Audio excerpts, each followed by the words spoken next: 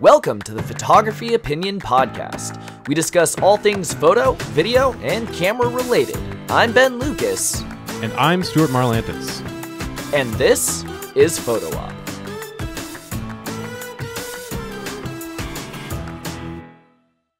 Hello, podcast listeners. We have an excellent episode for you today. We are talking about Adobe and Adobe software alternatives. So just to give you a little bit of background, the kingpin of all creative editing, whatever, is Adobe. Whether that is Photoshop, or whether you are trying to do photo catalogs, and that is Lightroom, or whether you are doing video editing, and that is Premiere and After Effects. Basically everything in the Adobe suite has become the industry standard. However, that stuff is very expensive. Oh boy. The Creative Suite, I personally subscribe to the entire thing, and at this point it's basically just a tax. Like, I pay for it monthly, but like I never have any intention of getting rid of it, unfortunately. As we'll get into, you'll see why. Indeed. So I personally I pay $10. So here's the thing. It's actually cheaper to get the photography plan with Adobe, which is only $10 a month and gives you 2 pieces of software, versus buying either one of those individually for $20 a month. I don't know why they even offer those individually. But no, I do the photography plan. It's only $10 a month. That gives you Photoshop and Lightroom. That, if you are doing this full-time, or if you have any kind of job and enjoy photography, or if, you know, you're just an enthusiastic hobbyist and want the good stuff, $10 a month. I said it was expensive. It's not. $10 a month is very cheap, super affordable. The updates that it comes out with are getting really, really good. But I do own the entire Creative Suite, a much older version of it. So I have access to the entire suite of programs and have used them since middle school, going on like 20 years now. But I am stuck a little bit in the Stone Age with some of these other products since I don't pay for the new Creative Suite one. You are balling more than I am. So yeah, for reference, the entire Creative Suite, if you pay monthly, it's literally $80 a month now. If you're on an annual plan, as in you guarantee that you're going to have it for the entire year, and you pay monthly, it's $52.99. And if you prepay the entire year, it's $600, so you get a slight discount. I'm actually grandfathered into an older, cheaper rate, so I benefit a little bit on that, in that I'm paying slightly less, but it's still pretty hefty every month for a piece of software. Yeah. So that's why we're going to talk about... we're not going to actually talk that much about the actual Adobe products. We are going to assume that if you are listening to this episode, you already use it, or you don't want to pay for it and are looking for alternatives. If you already have Adobe, just kind of like skip this episode, or like skip forward to the piece of software that you don't have yet. If you have Adobe, it's kind of the best. Yeah, that's the short answer. Is the Adobe Creative Suite or Creative Cloud worth it? Sadly, yes. We're going to talk about alternatives today. If you are curious, if you have Adobe and you're just like, what else is out there, then sure, go ahead and listen. But the short answer right now is there's probably no real alternative to Adobe right now, sadly, at least as an entire entity. You know what I just thought? We should name this episode, Is Adobe Worth It? So that we are not clickbaiting you. Yes, it is worth it. However, the rest of this episode is alternatives, and we are going to compare all of these different products to the closest Adobe product that lines up with that. There you go. Title decided on air. Perfect. I love it. All right, so let's dive in, and let's definitely start with the more photography-centric stuff. So, well, let's start with Photoshop and some of the Photoshop alternatives. What do you got for me? Well, the preeminent example of an Adobe alternative is the Affinity Suite by a company called Serif.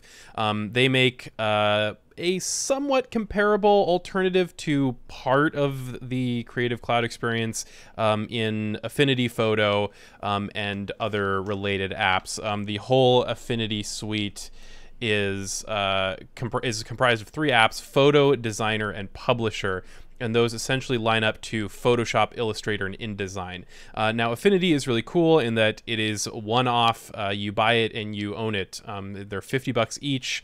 They're often on sale or bundled as a sale. That is pretty cheap. Yeah, and it's pretty cheap, especially as a one-off thing. Like, each app is a month of the Creative Cloud-ish. They're all quite competent. I would say if you need Photoshop or Illustrator or InDesign or a combination of the above, and you just don't have the budget to pay, hundreds and hundreds of dollars every year for Adobe, this is where I point people. I actually have the whole Affinity suite myself. I got it on sale to test it out, and it is really competent software, and it gets better all the time. I've recommended it to many people, and they have all really enjoyed it and had great things to say about it. So as like a cheap alternative to those 3 pieces of software, I can quite comfortably recommend the Affinity apps. Well, is it a perfect alternative? No. Well, nothing is. Let me ask you this: Are there any quirks or uniquenesses or stark differences that really set it apart from the Adobe suite? Sure. So the main differences, I would say, which I realize this is a little bit vague, but they're just not as powerful as any of the Adobe apps that they're replacing. Adobe is huge and gets tons of money, and so has a lot of ability to just sink development money and time into their apps. Give me one concrete example in the Photoshop one. One concrete example. So a good example of this would be Photoshop's ability to do like edge detection for background replacements and things like that. Affinity just isn't nearly as good with those sorts of kind of machine learning things. Like the refine mask tool for hair, refining masks, that kind of stuff for hair. Affinity Suite does a good job, especially for $50. But Photoshop and Adobe as a parent just has so much money and resources to sink into those really kind of advanced just algorithmic automated things. Tools are a little bit better, a little bit cleaner. Exactly. Gotcha. Yeah. So that is like the main thing that you'll notice is many of those sorts of features that just cost a lot of money to develop aren't quite as refined with Affinity. But for $50, it's really hard to argue with. It's a good experience all in. Nice. And I have one kind of honorable mention. So let's assume you want Photoshop for absolutely $0. GIMP. Seems hard to replace. Yes. So GIMP is the one Photoshop alternative that I wouldn't recommend it, but for $0, it is open source, free, and it has gotten better by leaps and bounds since the last time I used it in 6th grade. So my dog agrees with me. It has indeed gotten better. No, so we're just going to kind of move on. There's not a whole lot to say. It's not good, but it's free and it can get the job done. So that's kind of the best that I can say about GIMP. Still sticking with the photo realm, if you are doing hardcore editing on a single photo, you are talking about Photoshop. If you are doing editing on a huge catalog of images, then we are looking more at software that can organize and tag and do light raw editing all in the same photo. So that one in the Adobe suite is Lightroom, of course, but let's talk about the Lightroom alternatives. So we can skip the Affinity suite one. We already kind of talked about. Well, and they don't have a Lightroom alternative. Oh, that's right. They only have Photoshop, Illustrator, InDesign. Correct. Yeah, Okay. I wish they had a Lightroom alternative. And Seraph, if you are listening, please make a video editor. I would love to see a video editor from you guys. It'd be awesome. And I would be happy to recommend that. Actually, before we ditch the Photoshop thing that I will say, my camera came with the Corel suite, and there are 2 pieces of software in there that I am quite tickled by. Photo Mirage, which adds animation to your photos, like GIF form. There are like phone apps and stuff that can do it, but I mean, it's just a fun little thing to play with. And the other one that's kind of cool is Painter. Painter is, if you can draw, I cannot, but if you can draw, Painter is a very cool piece of software. I've kind of tinkered with Paint Shop, I think it's called, the Corel one. It's if you already got it for free, great. use it. It's totally doable, but otherwise I would totally look at either Affinity Suite if you're buying something new, or of course Adobe. The rest of the Corel Suite I am just going to negate. Like their video editor I tried and it's just horrendously bad. So that's the best I can say for Corel, and we're just gonna kind of move on back to Lightroom. So I think really you have quick two bonus. and I have two. Yeah. Yeah, really quick bonus. Since you mentioned drawing and painting, check out Krita. Krita is amazing. It's a drawing / painting app. It's totally free. I did not plan on talking about it, but since you mentioned it, yeah, I'm going to throw Krita into the ring. I mean, you already mentioned Illustrator. So, yeah, true. I mean, heck, we're on a drawing kick. You want to skip to Illustrator and come back to Lightroom? Sure. Let's do that. Talk about Krita, and then I think you had one more alternative for me as well. There is not a lot to say about Krita other than it's just like, because I'm not a drawing, painting kind of person. I really wish I was.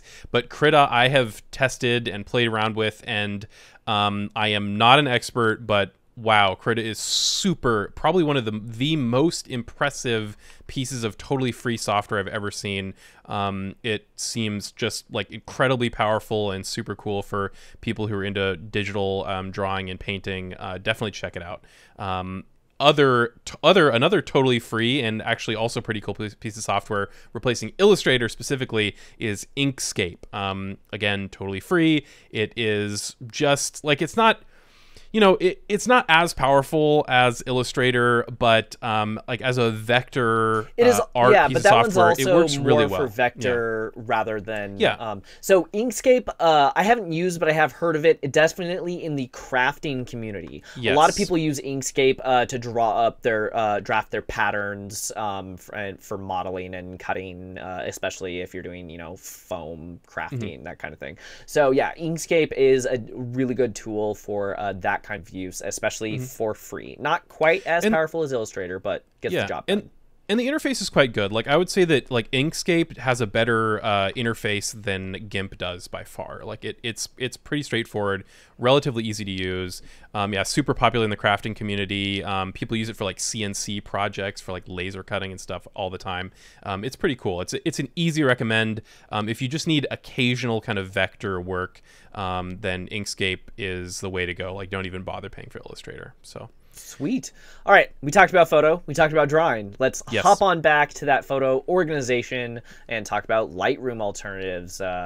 We both have two, so let's just ping back and forth. Go for it. The first one I'm going to recommend is also free. It is Darktable. Darktable has been a kind of in the background, bumping along this kind of open source project. It has been very much kind of Linux and Mac focused for a long time. They do have a Windows version now. It's not quite as good as the other two, but Darktable is really interesting. I would say definitely give it a shot. Again, if you're on zero budget, the comparison between Darktable and the next one that I'm going to talk about, Raw Therapy, is like Darktable is a little bit easier to use, but it's not quite as full-featured on Windows as compared to the other platforms that's on. But it's quite good. It's totally free. Definitely check it out. Like, I mean, why not, right? It's free. It doesn't cost anything to test it. Well, you already mentioned the next one, so tell us about Raw Therapy. Oh, okay. I was gonna bounce it to you, but sure. I kind of had to, right? I need to say which one. It's a little loosey-goosey. We don't really have an order here. So Raw Therapy is the next Lightroom alternative. In my experience, now this is changing. Like they're getting... they're starting to become more and more comparable to each other as development goes on. Again, it's totally free. There's a lot of people working on it throughout the world. A really impressive piece of software. In my experience, Raw Therapy has been more powerful than Darktable, but harder to use. But now it's they're starting to converge, where Darktable is starting to become more powerful and easier to use, and Raw Therapy is kind of getting better to use.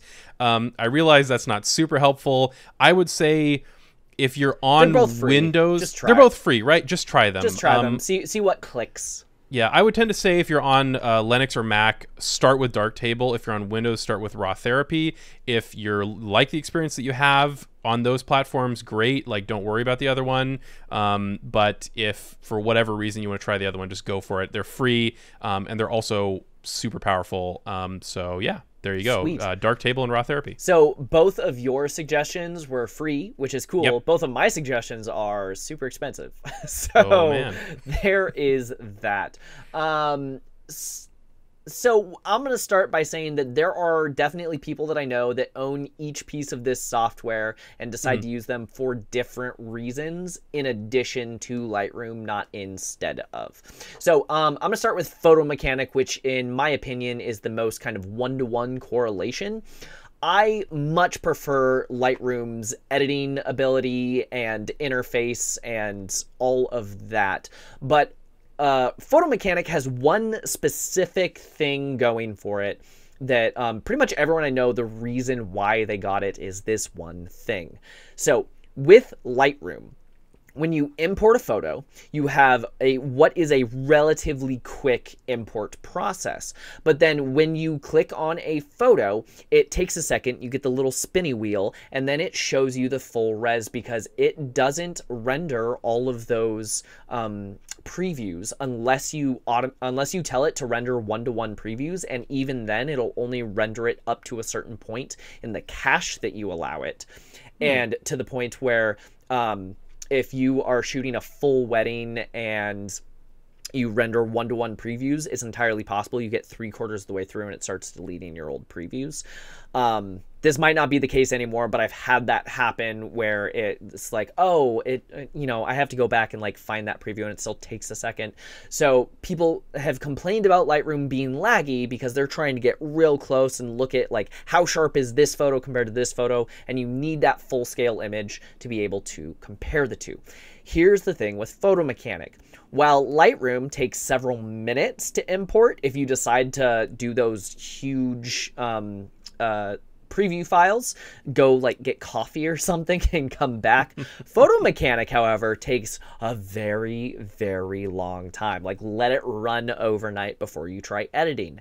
However, once the stuff is actually imported, it has zero lag at all. I don't know what it is, but it is something with their caching and previewing process that you have full one-to-one, perfect, zero lag the entire time with every single photo in the Photo Mechanic catalog.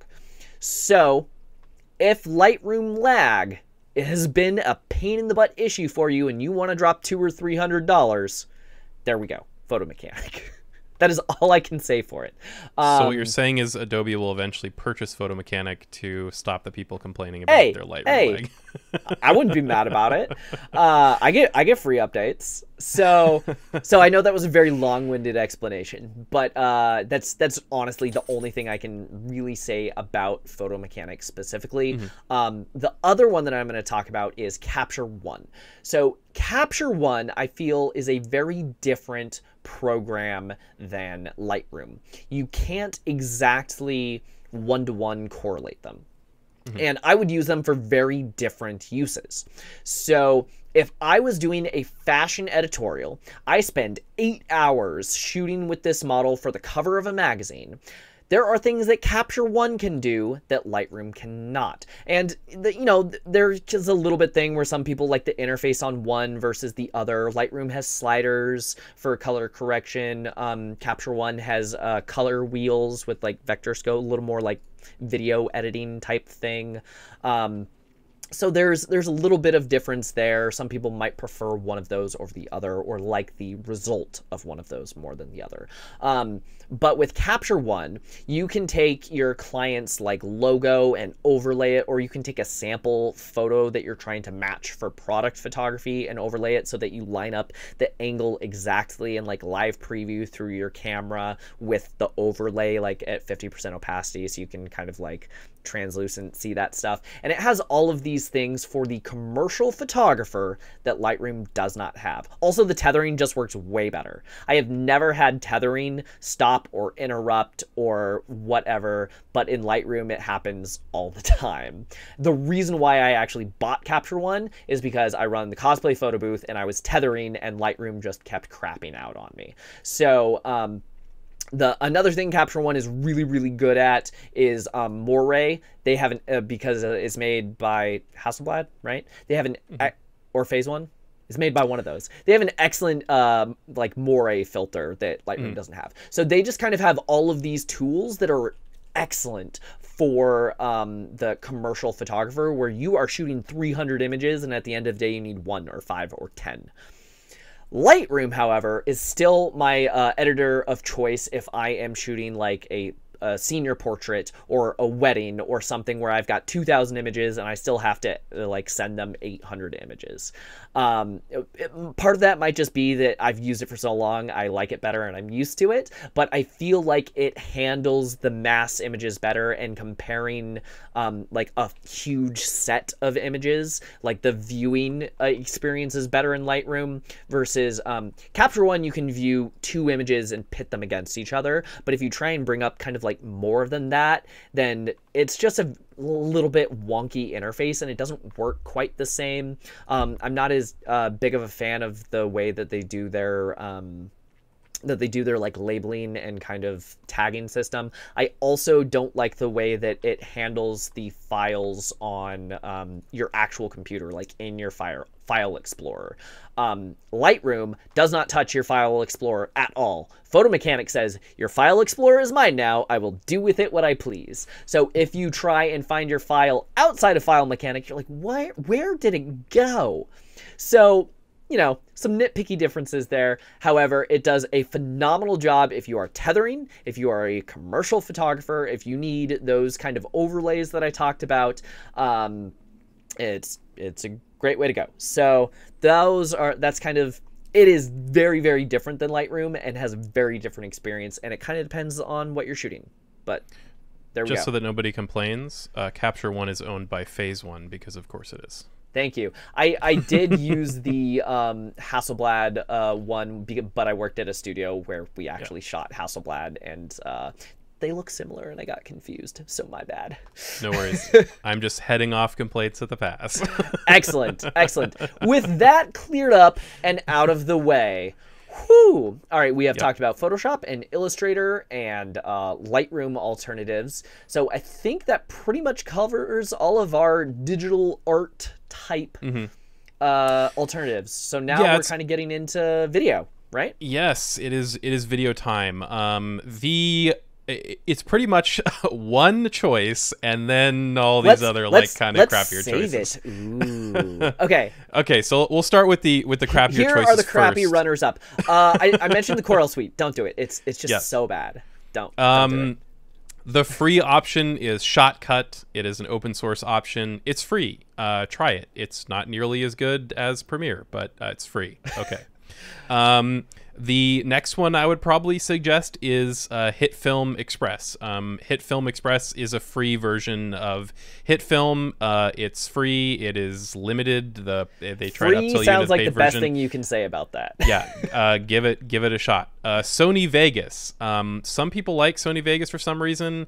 I tried it a couple times. I don't see why you would buy Sony Vegas when you could just get Premiere or our other choice. There's also Final Cut, but that's only Mac, and even in the Mac realm, there are people that prefer Premiere over Final Cut. Yeah, and like if you're ever going to touch more visual effects, then you should probably just get Premiere because it plugs into After Effects so well. So yes, and of course After Effects is a completely different beast than Premiere. It does a completely different thing with a completely different interface. But and there's iMovie, of course, which actually is quite good for a free piece of software. I wish Microsoft would make an iMovie equivalent for Windows. Why does that not exist? Hey, do you actually want to know why I bought my very first version of Premiere in 8th grade? Because Windows Movie Maker sucks. Because Windows Movie Maker sucks so bad. I was making a film for Spanish class, and I was editing in Movie Maker, and there was a part where I had to like stack 2 clips on top of each other or do like a voice dub or something, and I wanted to tear my hair out so badly that I went online and I bought it, and I'm pretty sure it was a pirated copy from Iran. But screw it, I have Premiere now. That's something I really have to give to Apple. iMovie is so good for a free movie editor, and it is just amazing to me that has never been... Microsoft has never responded to that. Like, What? Why? It's so hard to recommend. It Many hurts. people want to do light video editing, and they're like, "Well, iMovie's on Mac for free. What about on Windows? Here's Oh, they the don't have other thing, anything." too. Like my siblings, my siblings are not video editors, but they still want to cut together their like vacation footage and like put up a video, right? iMovie can do that spectacularly. Yep. And we are about to talk about our #1 free alternative. King might maybe be better than Premiere, but definitely better than all the other garbage we've mentioned. But my siblings would never be able to use it. It is not user friendly to a novice who just wants to edit their vacation footage. It is definitely for the video editor who is trying to put out some high-end content. And what piece of software are we talking about as our #1 pick? Our #1 pick is DaVinci Resolve, made by Blackmagic. Blackmagic cameras are an ergonomic mess, but otherwise very good cameras. And they made their own NLE video editor. That is... I think they bought it. Oh, they bought it? I mean, it's theirs now, but I think they originally bought it. You know what? Yeah. Fine. I had a thing I could be wrong. going. I was having a majestic build-up to a moment, and you ruined it. Sorry. Thanks. Thanks a lot. No, DaVinci. It's great. There you go. We're done. Episode's over. I'm not going to tell you about it. No, just kidding. Of course we're going to tell you about it. That's silly. No, DaVinci Resolve is an absolutely amazing piece of software. So it has two different like workface interfaces that you can choose. You can choose to get default native Blackmagic DaVinci interface, and you just learn it as it is. Or you can say, I have used Premiere my entire life. That is what I'm used to. And they have like a different workspace setup that kind of fakes Premiere to like get you a little bit used to it. So if you're really stubborn, like go ahead and use that instead. But I would actually recommend trying to learn it the default native way, because it is an excellent piece of software, and I haven't gotten so ingrained into it that I'm willing to give up Premiere just yet, especially since I have so many Premiere files going back for years that it just won't edit. But the color editing is better. The actual like timeline editing is better. The tracking is better. The special effects are better. It can render. The rendering is faster. Funny story, I use a battery backup, a UPS on my computer. When I render in Premiere, nothing happens. It's fine. When I render in DaVinci, it screams at me. So Eating your hardware. It does eat my hardware a little bit, but it goes faster. Yeah, I have used it at all. Do you have anything wonderful to say about it? You have used it more than I have. I've tried it a couple times. Yeah, in general, like if you're starting... considering the price delta between the two, I would say like if you're never gonna touch After Effects and DaVinci kind of does everything that you need, and you're kind of starting out, I would definitely start out with DaVinci for free, because the upgrade is not nearly as expensive long term as Premiere is, and it's just like there are a lot of things about Resolve that it does just straight up better than Premiere, and I am just kind of stuck in Premiere land, and I will probably never leave until Resolve just, you know, potentially gets super way better in every way. So because we talked earlier that I'm it. stuck on an old version of Premiere, there are features you have on your Premiere that I am missing because I have CS5, and there was a whole bunch of features that came out in 5.5 that I don't have that I desperately need. And guess what? DaVinci has all those things for free. Yeah, and actually Premiere has kind of responded to some things that DaVinci has done better, like color correction in DaVinci Resolve has been better for a long time, and Premiere, it's still better, but Premiere has started to adjust some of its color correction and make the tools a little easier to use. Yeah, like it's just awesome that at the very least I am thankful for DaVinci, because it is forcing Premiere to innovate. Yeah, exactly. Premiere has stagnated for a long time, and DaVinci has really pushed them to start to improve and get better, and especially improve their color correction. Yeah, it has been super appreciated. So even though I don't use DaVinci pretty much all right now. I hugely appreciate it, and I would tend to point people in that direction, especially if you're just starting out. Yeah, I'm still a little unfamiliar, and there were I actually edited the previous podcast to this one in DaVinci just so I could, get to used to it and be able to talk about it a little bit more. And the audio editing was just like a little bit weird for me, but that's not because it's bad. That's because the audio editing just worked a lot differently. So it's just something that I had to get used to.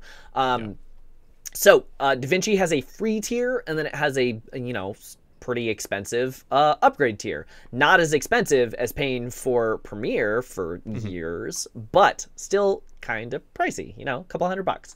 So yeah, it's $300, right, to go. Yeah, to sure. upgrade? I mean, I'll consider that expensive. Oh yeah, no, I'm not saying it's cheap, but I'm just saying over the course of a year. If you're paying for Premiere with like the suite at like $50 a month, it pays for itself immediately. But here are the limitations. On the free version, you can only export up to 4K. If you want that 4K 8-bit, if you want 4K 10-bit, or 6K or 8K, gotta pony up the dough. If you want team collaboration to be able to have other people edit your projects remotely, or be able to, comment and view, you have to pony up the dough. It has a bunch of just really random features. Like there are some like filters and effects that it just decided like, nah, you gotta pay for that one. But like it still does like tracking and stabilization and all of the basic things that I need it to do. So yeah, it's really random unless you are literally a professional editor making a feature film. The free one's great. It's amazing. I literally have nothing bad to say about it. If you're shooting 6 or 8K and you're mad that you can't export that for free, you can afford the $300. And here's the thing. I know that you said you didn't want to recommend it because at one point in time the free version was capped to 1080. That is not the case. Yeah. And even then, I would hesitate to recommend it to video editors, but I would still recommend it even at a 1080p cap to average people for sure. Yeah. So those are kind of, I think we've gone through the whole group. I've seen one more here for There's After one more. Effects. Here's a tiny little extra. There is a piece of software that I found called Cavalry, which is an attempt at replacing After Effects. It is super early days. It is an open source kind of project. Yeah, go check it out. I think you can pay for it monthly. I mean, yeah, there's a free version, and then there's a monthly one to support you. Though. Yeah. So I don't know much about it other than it is an After Effects alternative. Yeah, it popped up in research. It's limited in its exports to 960 by 540 pixels because what the heck? So let's so not. So you have to pay $12 a month or something for it. We'll still link otherwise. it, but yeah. Yeah. So I'm just saying there is an After Effects alternative because people have asked me that. Is there an After Effects alternative? Yes. Is it it's good? called Cavalry. No. I don't know if it's good. It exists. Its export cap is bizarre. It's watermarked and tiny. So good luck. I think we can all draw our own conclusions from this list. Here's my personal professional opinion. Adobe is worth it. And if you don't want to pay for the Adobe suite, I don't pay for the Adobe suite. Pay for the photographer's version of the Adobe suite. That gets you Photoshop and Lightroom. Those are the kingpins of the game, and they are only $10 a month. Not each, $10 a month for both of them. That's $5 a month for each piece of software. Just totally worth it, and you get all the updates and all the new features and everything. And then check out all of these free alternatives. The ones that are most exciting for me are definitely DaVinci for video editing, and then those free Lightroom alternatives that you had. But again, if you're paying the $10 a month, you don't need those either. The Affinity suite, I think, is kind of where I would point people if they don't want to pay for Adobe. So Yep. Yeah, that pretty much covers it. I realize there are other pieces of software that are out there. There's Avid, for example. I don't care because that's so specific. There's also Kdenlive, which is a free editor that I know nothing about. I'm just going to mention it because somebody will probably complain. Kdenlive, check it out. It's free. It's open source. Go for it. I know nothing about it, but it exists. So there you go. If there are others that I missed, I don't care. If there are others that are missed, leave a comment. No. Oh, sure. There you go. Yeah, please leave a comment and complain about how we missed your favorite random free editor that nobody uses. Yeah, that pretty much sums it up. We're spicy today. All right, so logging off for this episode, we do have a throw out for you guys. We have a Patreon. If you want to help us keep the mics on, basically pay for server hosting and just the miscellaneous costs of running a podcast. Definitely not getting rich on this one, but we just very much enjoy bringing you content. The Patreon is actually my personal one, but I made a new tier that is the Photo Op podcast tip jar, and if you sign up for that pledge, it's $1 or however much you want to give. If you sign up for that pledge, then you are helping support the channel, and all of that money will go directly towards, just hosting and server costs. Towards me, right? Towards you, towards basically. Me. You're paying for all that stuff. Just helping us, keep the mics on and keep bringing you excellent content on a weekly basis. So thank you guys so much. We sincerely appreciate all of the downloads and listens, and we do hope this was helpful for you. Give us a comment with your favorite crappy piece of software that we did not mention, and we will see you next time. Quick promo for our next episodes. We realize there's other pieces of software that we haven't talked about. There's plugins, there's AI stuff, there are many mobile apps. I'm not going to say that those are going to be the next episodes we're going to talk about, but we do hear you on that front as well, and we're going to be combing through those subjects. We are researching those topics as we speak, so those will be coming soon-ish. Yep. Soonish. If you have questions or ideas for future episodes, you can email us at hello@photo-op.show. Watch us on Ben's YouTube channel at NomCreative. As in Om Nom Nom. Share this with a friend, and you can listen to Photo Op anywhere podcasts are sold. Or download it. 'Cause it's free.